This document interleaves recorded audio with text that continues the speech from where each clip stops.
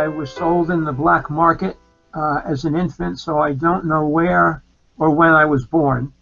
I believe I was adopted within a few days of my birth. I grew up in a small town just north of New York City, Nyack, New York. I am a psychotherapist and author of self-help books about adoption. I would describe my young self, and I like to think about age 7. I was a terrified little boy. I was always in pain, always aware of the loss of my first mother. I was told that she died in a car crash, and that was just in my head all the time. So what I remember is hiding from the pain. It would pop into my head, and I would hide from it. So I spent a lot of time wanting to cry, but not being able to. When you say hiding, how did that manifest itself? What did you do to hide? I hid out by isolating myself. I spent a lot of time in the basement of my home playing and distracting myself in any way that I could. So I played a lot in the basement or in the attic, always in small spaces. And even at the age of 7 or 8, somehow I found a cave in a nearby hill. It was really some tumble down rocks, but it was a little cave for me, and I used to hide out in there even in the winter. I'd make a little fire somehow and stay in there and try and keep warm. If I look at it now as an adult, it was very womb-like. I kept looking for places that were like a womb, but I had no awareness of it at the time.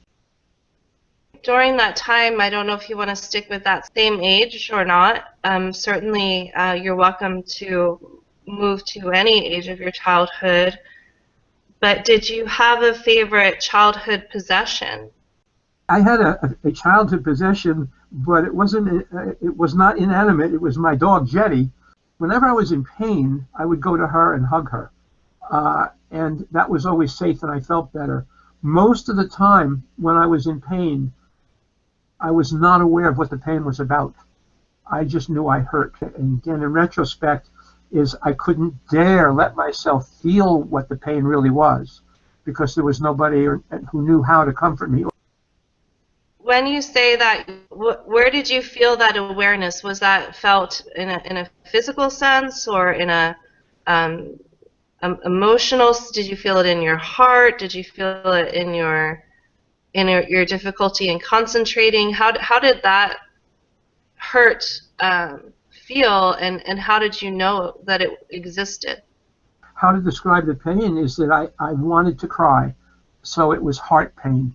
And every so often I would have the awareness that I wanted to say mommy and cry for my first mother. But since I was told she was dead, I didn't dare let myself consciously think about that for more than a fraction of a second. But I wrapped my arms around myself or my dog, and that was my comfort. I would get under the covers and hide out, make like a little tent and hide under the covers. But it was womb-like isolation. WOM. I'm not saying room. The isolation was always in a very small space where I could snuggle up to myself, and I wanted to cry, but I couldn't. I couldn't do it because that felt like I would die. Joe, do you want to talk about that a little bit more? Because that's really moving and touching to me, and just the act of crying felt like it could cause you to die. Can you explain what that feels like a little more? I'm going to come forward a little bit, if I can, and then go back to childhood. When I started therapy for 6 years, twice a week I went to therapy, and I wouldn't let her talk about adoption because I thought I would die. I thought I would disintegrate in a moment from the pain. So if that's what it was like for me as an adult of 42 years old, the only thing I remember of it was that I would die, but I didn't have words to go further. As an adult, I thought I would disintegrate, that I would not exist anymore if I touched the pain.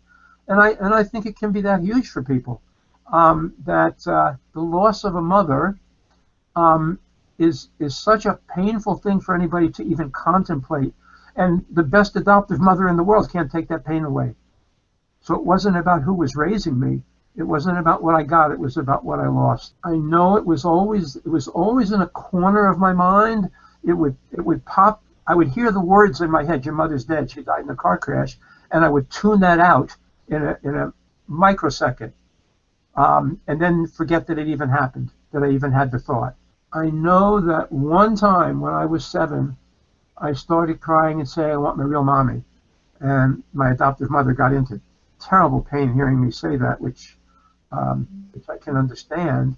And I never said the word adoption again until I was 42 years old. I made my therapist guess. I wouldn't tell her. It's that huge for me. Thank you for sharing that. Can I add something? Can I sure. add something?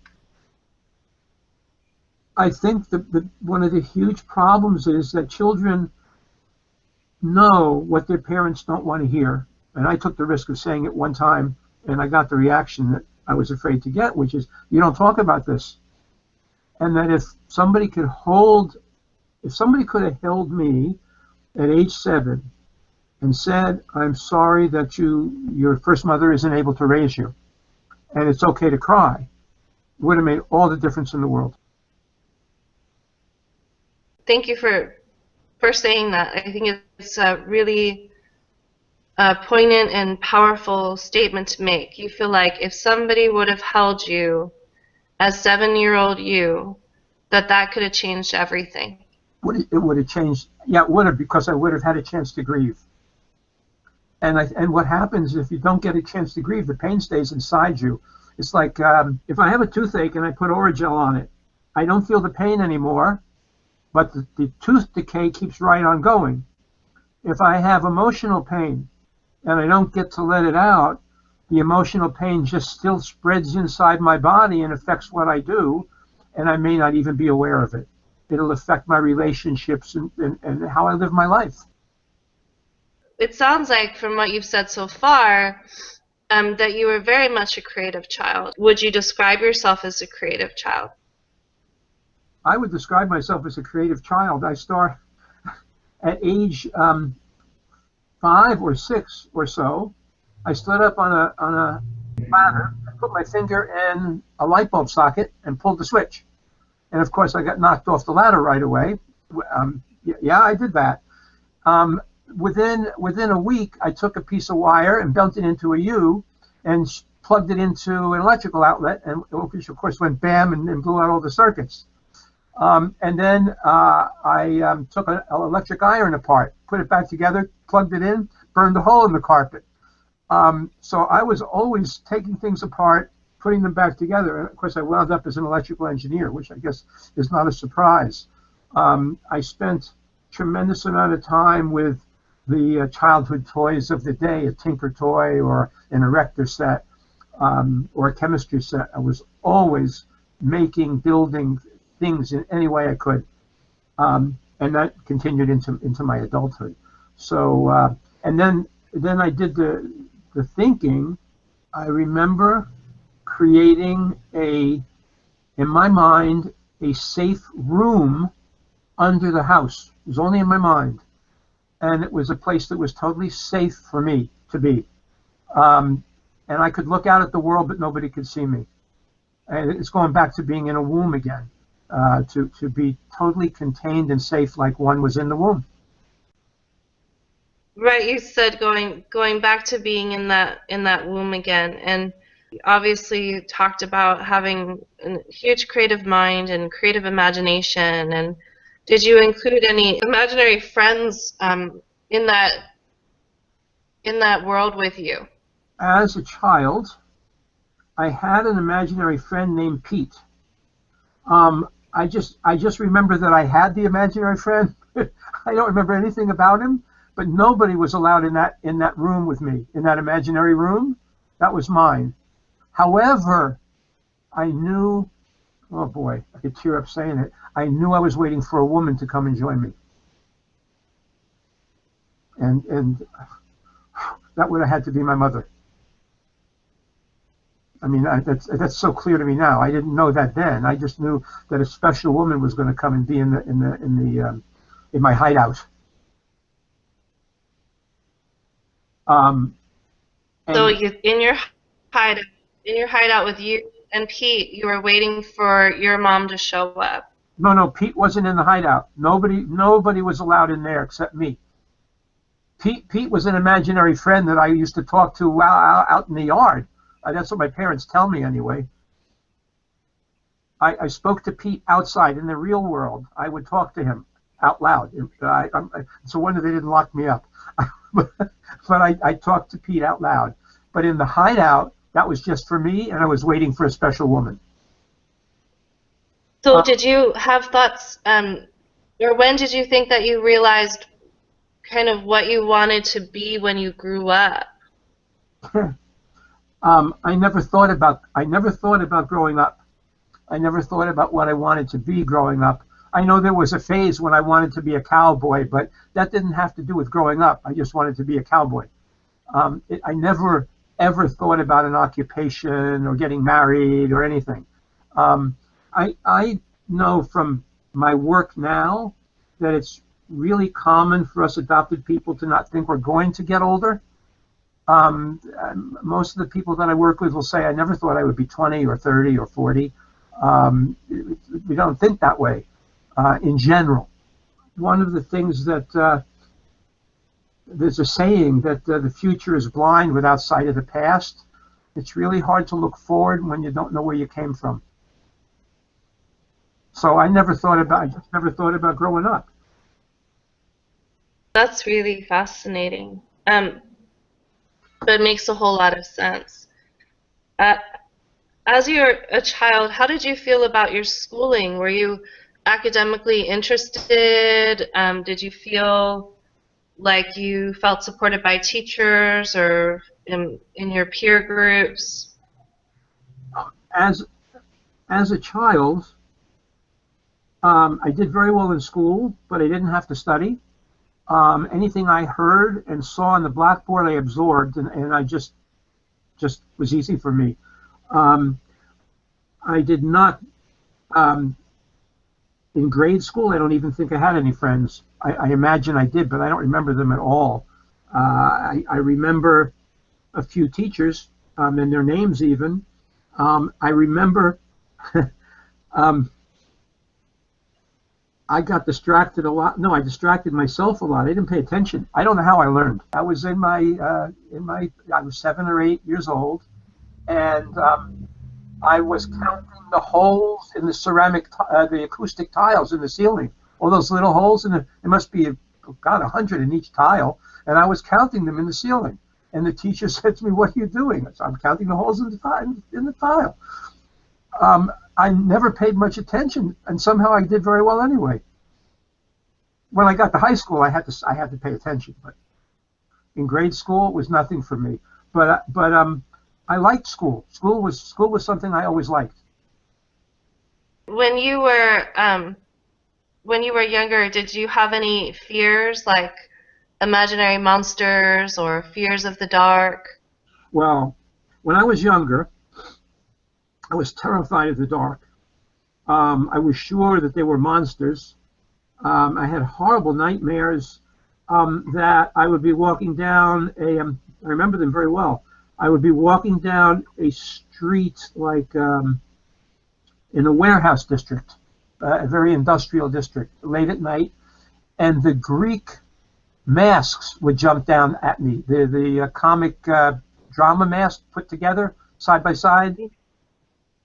They would jump off the building at me and terrify me. I was also, and those nightmares went on for a long time. I was also very terrified of witches, and that they were going to come and get me. And the thing in some ways the worst of all was that I would have dreams of being tied in a chair and having somebody do brain surgery on me.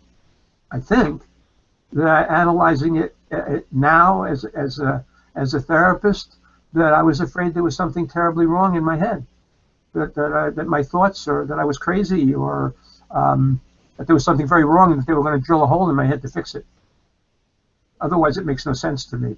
And those nightmares happened often. And what I did was, I think it's important, is I remember at the age of 7, specifically praying to God to keep me safe. And at night, I would pray to God to not let me have any bad dreams. And ultimately, I stopped having them. I don't know that God stopped them, but certainly the prayers worked. And I believe that the prayers are what kept me alive, or kept me okay enough to survive. I can't imagine how terrifying that was. I know you just mentioned prayer. Was there anybody outside of prayer or something outside of prayer that brought you comfort when you were afraid? When I was afraid, the only thing that comforted me was my dog, and hiding in those small spaces like the cave, and distraction. And the distraction was putting my finger in a socket or something. But my distraction was creative. I had a very rich fantasy life in terms of imagining that I was part of a real, I don't mean this in a bad way, but part of a real family instead of being adopted. So I would imagine that I was part of Roy Rogers' family. And years later, I found that he was an adoptive father, which is fascinating. But that's what I fascinated was with him or one of the other cowboy stars, that I was part of their family, and I would dream it and then wake up and say, oh, I'm not, and then cry. Would you say that was one of your role models growing up, or were your role models more of the people who interacted with you on a daily basis? I don't know that I had any role models growing up at all. There's nobody that I can think of was a role model. I worship. Right, role models growing up. Yeah, I don't think I had any. I didn't look at Roy Rogers as a role model. I wanted to be in his family. It wasn't that they were role models. I wanted to be part of their families. I wanted to not be adopted. That's what I really wanted. And then I wouldn't have all the pain. One of our last questions, and which is what this video series is about, is what advice, Joe, would you give to your younger you? If I could talk to my younger self in reality, I would tell him that he was safe, that one day he would not hurt. And I believe what I'm going to say next. I believe that somehow my first mother protected me and was watching over me my whole life. And somehow she's what got me through. Or she and God together, or she and God and a guardian angel. But that somebody is watching over him, little me, and that he's going to be okay. And that's beautiful. Thank you for sharing that. If you want to talk at all about anything that you're currently working on, or any projects that you would like viewers to be aware of? Well, let me see. At the present time, I'm a psychotherapist, and that's what I do, specializing in really only working with adoptees or first mothers, to help them deal with the pain of separation of mother and child. My specialty is working with Asian-born adopted children or adults.